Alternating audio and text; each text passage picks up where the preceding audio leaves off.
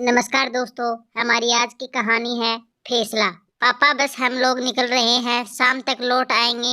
आप प्लीज घर का ख्याल रखना।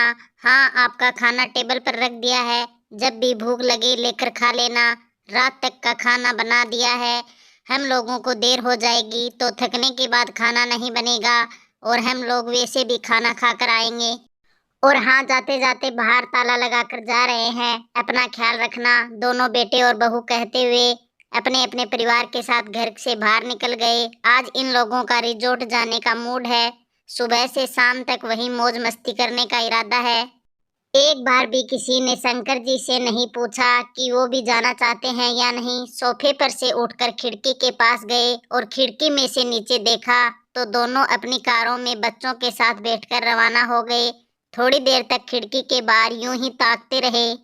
उसके बाद उदास मन से धीरे धीरे चलते हुए डाइनिंग टेबल के पास आ गए और वहां रखे हुए खाने को खोलकर देखा। कैसरोल में 5 रोटियां, डोंगे में पतली सी दाल, एक प्लेट में सलाद के नाम पर एक प्याज काट कर रखा हुआ था।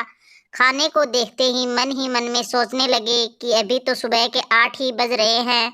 आज पूरा दिन मुझे इसी खाने से निकालना है। रात को भी खाना नहीं मिलेगा, इतने में मेरा पेट कैसे भरेगा। पिछली बार भी जब ये लोग घूमने गए थे तब भी बहू इतना सा ही खाना बनाकर गई थी।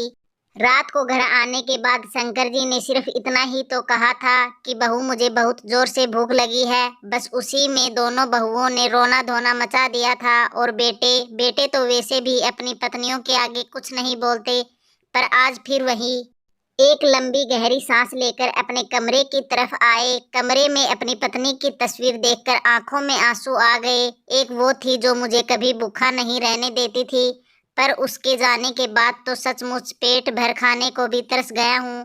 सोचा था कि रिटायर होने के बाद परिवार वालों के साथ खूब घूमूंगा फिरूंगा, पर यहाँ तो बीमार नहीं हूँ, पर घर में हर कोई बीमार बनाने में लगा हुआ है। जानता था कि हर बात के 2 पहलू होते हैं, पर कभी इस पहलू के बारे में सोचा ही नहीं था।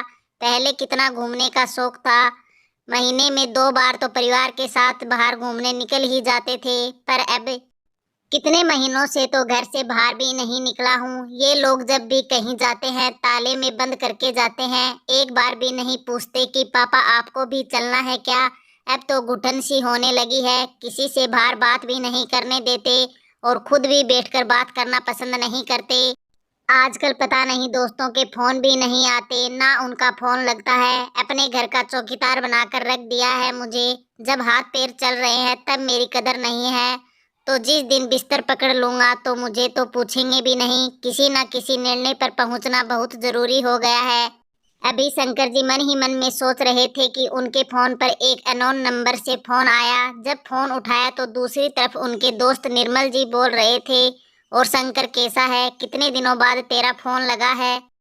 अरे निर्मल, आज इतने दिनों बाद तुझे मेरी याद कैसे आई? भाई ये पूछने के लिए कि कब तक भाभी के जाने का गम मनाएगा, कुछ आगे का सोचा है कि नहीं। मतलब यह है कि इस बार हम सारे दोस्त मिलकर रामेश्वरम घूमने जा रहे हैं।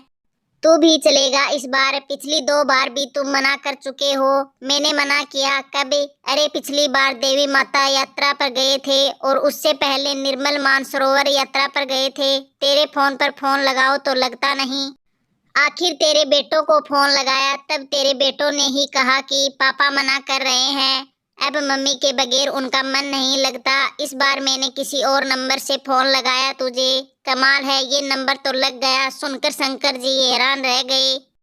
चल मैं तुझे व्हाट्सएप ग्रुप में शामिल कर लेता हूँ और वहीं सारी डिटेल भेज देता हूँ। और रही बात पेमेंट की, वो तू बाद में दे देना। कम से कम तुमने हाँ तो की। वैसे भी हम कल ही रवाना हो रहे हैं और तेरी टिकट हमने पहले ही करवा ली थी।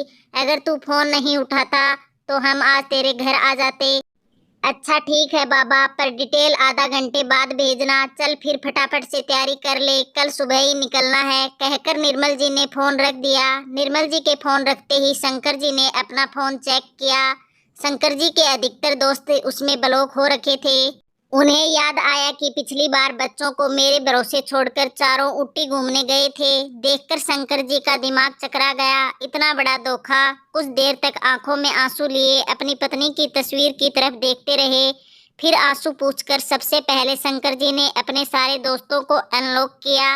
उसके बाद उठकर कमरे में गए और अपनी अलमारी में से अपने टूर पर पहनने वाले कपड़े निकाल कर पैक किए, अपने स्पोर्ट्स शूज निकाले और उनकी धूल साफ की, कुछ केस और आईडी अपने पास रखे, मोबाइल पर अपने अकाउंट चेक किए, अपनी दवाइयों का बॉक्स रखा, जितना समझ आया उस हिसाब से पैकिंग कर ली और इंतजार करने लगे दूसरे दिन का। रात को जब बच्चे आए तब शंकर जी सो चुके थे, किसी ने भी उनके कमरे में जाने की जहमत नहीं उठाई, सब अपने अपने कमरे में जाकर सो गए। दूसरे दिन जब बेटे और बहू चाय पी रहे थे तो शंकर जी तैयार होकर अपना बैग लेकर बाहर आए। उन्हें देखते ही बड़ा बेटा बोला, अरे पापा आप कहाँ चल दिए? मैं अपने दोस्तों के साथ रामेश्वरम धाम जा रहा हूँ, मेरा भी टिकट है। शंकर जी की बात सुनकर चारों बेटे बहू एक दूसरे की शक्ल देखने लगे। बड़ी बहू बोली, पर पापा जी आप ऐसे कैसे जा सकते हैं? बच्चों के एग्जाम शुरू होने वाले हैं और हमें भी बेंगलुरु के लिए रवाना होना है। मेरे मौसा जी के बेटे की शादी है, बच्चों को हम किसके भरोसे छोड़कर जाएंगे? आपने सोचा भी है? छोटी बहू ने भी कहा, और क्यों फालतू में पैसे खर्च करना? आपके पास इतना ही पैसा है तो है, थोड़ा बहुत हमें भी दे दीजिए। और वैसे भी इस उम्र में भी कहाँ घूमने की लग रही है आपको? कल को गिर पड़ गए तो कौन सेवा करेगा? इसलिए चुपचाप अपना सामान वापस कमरे में रख दीजिए। मुझे ऑर्डर देने वाली तुम कौन होती हो बड़ी बहू? तुम लोगों ने मुझे अपने घर का चौकीदार समझ रखा है, जो अपने बच्चों को मेरे भरोसे छोड़कर चले जाते हो। तुम लोगों की हिम्मत कैसे हो गई मेरे मोबाइल से मेरे दोस्तों को ब्लॉक करने की? पापा वो आपको कोई डिस्टर्ब ना करे इसलिए ब्लॉक किया था। अच्छा, मेरे आराम करने का इतना ख्याल है तो अपने बच्चे को खुद संभालो। और रही बात मेरे घूमने फिरने के खर्चे की, तो वो मैं अपने खुद के कमाए पैसों से कर रहा हूँ, किसी को बताने की जरूरत नहीं है, कहकर शंकर जी वहाँ से रवाना हो गए। बेटे और बहू से कुछ बोलते ना बना। तो दोस्तों हमारी आज की कहानी कैसी लगी? अगर कहानी पसंद आई है तो लाइक कमेंट शेयर और चैनल को सब्सक्राइब जरूर कर लीजिए।